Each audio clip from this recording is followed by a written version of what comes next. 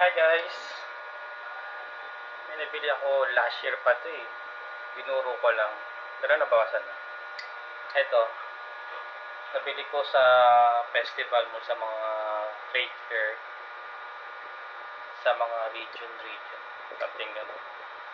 Yung ano. Itoko. Rattan fruit. Pero ito ano na to. Na-ferment na ba?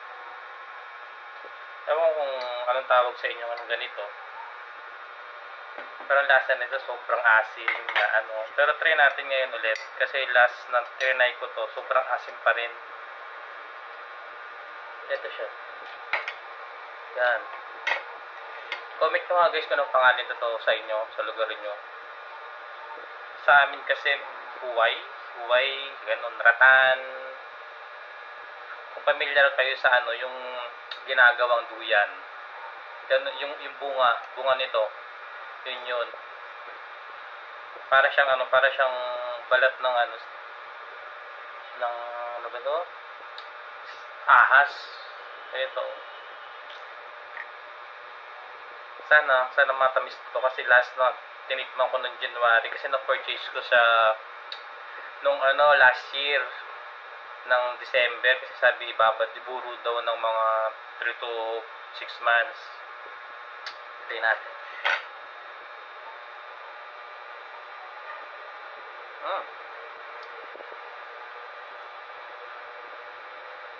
Hindi na siya ganun kaasim. Pero yung nito, yung bagong pitas, ay sus, Diyos ko. Sabi ko sa inyo, mas maasim pa sa maasim yun. Ngayon, hindi na. Meron na siya. Kasi naburo na siya eh. Nabili ko ata ito 200 pesos. Tapos last na trade fair nyo sa festival. Wala akong nahanap. Siguro may season to na may season din to na marami siya.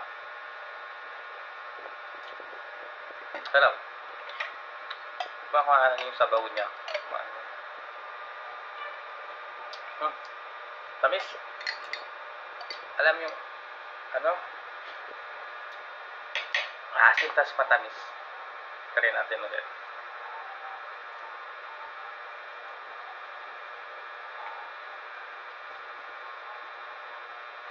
Ito yung loob niya.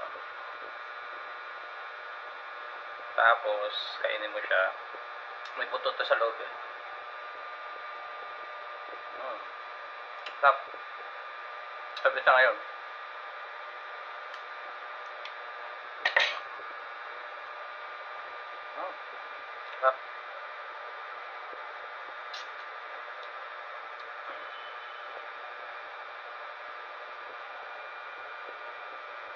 Sarap.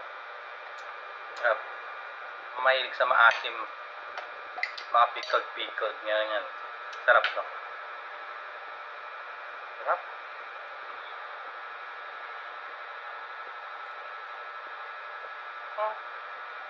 Bye guys.